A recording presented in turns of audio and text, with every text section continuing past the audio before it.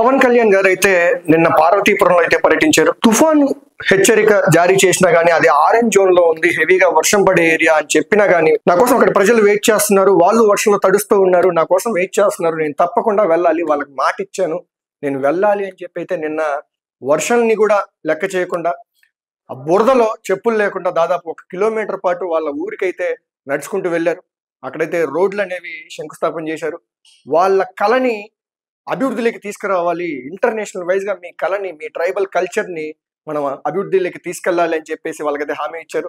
తొందరలో అక్కడ ఉన్నటువంటి గిరిజన గ్రామాల్లో ఉన్నటువంటి యువతకు కూడా ఉపాధి అవకాశాలు కల్పించే ప్రయత్నంగా గవర్నమెంట్ ముందుకెళ్తుందని చెప్పేసి అయితే పవన్ కళ్యాణ్ గారు తెలియజేసుకున్నారు.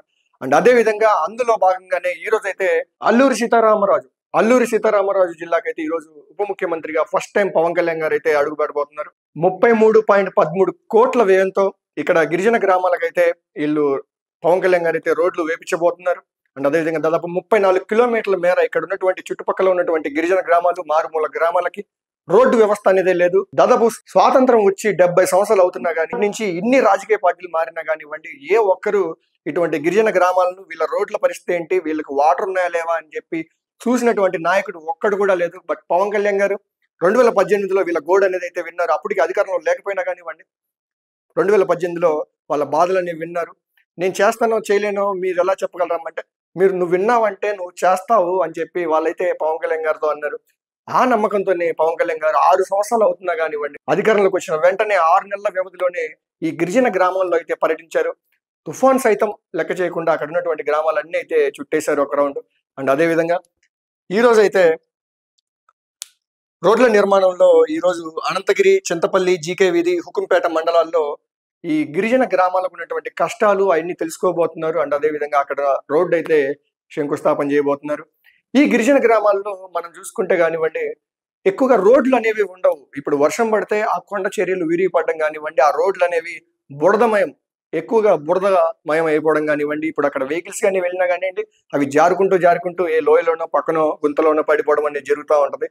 పవన్ కళ్యాణ్ గారు ఈ రోడ్లు మీకు తొందరగా మేము సెట్ చేస్తాను, టెండర్లు వచ్చేలోపు, తార్ రోడ్ వేయడానికి టెండర్లు వచ్చేలోపు మీకు నేను ఈ అందాజుగా మట్టి రోడ్లు వేసి పెడతాను, అవి వచ్చేలోపు టెండర్లు రావడానికి కొంచెం టైం పడుతుంది, పైగా మన ఏపీ బడ్జెట్ అయితే కొంచెం తక్కువగా ఉంది, మన దగ్గర ఏదీ లేదు, అందుకని నేను ఉప ముఖ్యమంత్రి పేషెంట్ నుంచి నా ఆధ్వర్యంలో తీసుకుంటాను, ఇది మొత్తం ఈ పనులు ఎలా జరుగుతున్నాయో నేను మొత్తం చూస్తాను అని చెప్పేసి అయితే వాళ్ళకైతే భరోసా ఇచ్చారు.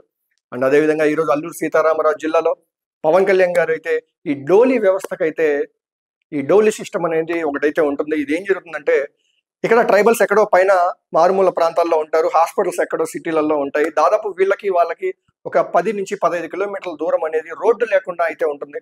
వీళ్ళని ఏదైనా అనారోగ్య పాలైనటువంటి ముసలి వాళ్ళు కానివ్వండి, గర్భిణీ స్త్రీలు కానివ్వండి, చిన్నపిల్లలు కానివ్వండి, ఇటువంటి వాళ్ళకి వెంటనే వైద్యం అందించాలంటే రోడ్డు అనేది తప్పనిసరి అవసరం. బట్ ఇప్పుడు అక్కడైతే రోడ్లు లేవు. అంత గతంలో ఏం చేసేవాళ్ళంటే ఒక పెద్ద కర్రకి, ఒక పొడుగాటి కర్రకి ఒక దుప్పటి కట్టుకొని, ఉయ్యాలలాగా దుప్పటి కప్పుకొని దాంట్లో ఎవరైతే అనారోగ్య పాలయ్యారో వాళ్ళని దాంట్లో లోపల పెట్టి చుట్టూ ఒక 2, 4 అలా మోసుకుంటూ దాదాపు 11, 12 కిలోమీటర్ల మేర హాస్పిటల్ వరకైతే తీసుకెళ్లి అక్కడ హాస్పిటల్లో చూయించుకున్న తర్వాత వీళ్ళు మళ్ళీ సేమ్ అదే ఫార్మేట్ లో పైకి కూడా ఎచ్చేసి అక్కడ వీళ్ళైతే వాళ్ళ ఇంటికి వెళ్తా ఉన్నారు.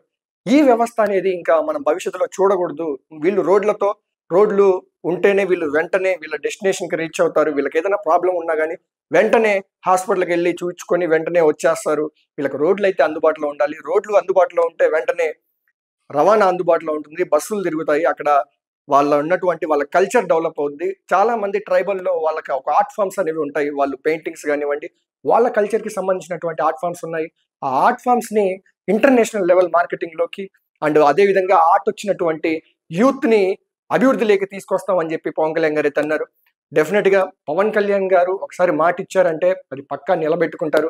6 సంవత్సరాల ముందు చెప్పిన మాటనైతే ఇప్పుడైతే తప్పనిసరిగా గుర్తు పెట్టుకొని మరి ఆచరణలో చూపిస్తున్న వ్యక్తి పవన్ కళ్యాణ్ గారిని చెప్పడంలో ఏమాత్రం సందేహం లేదు.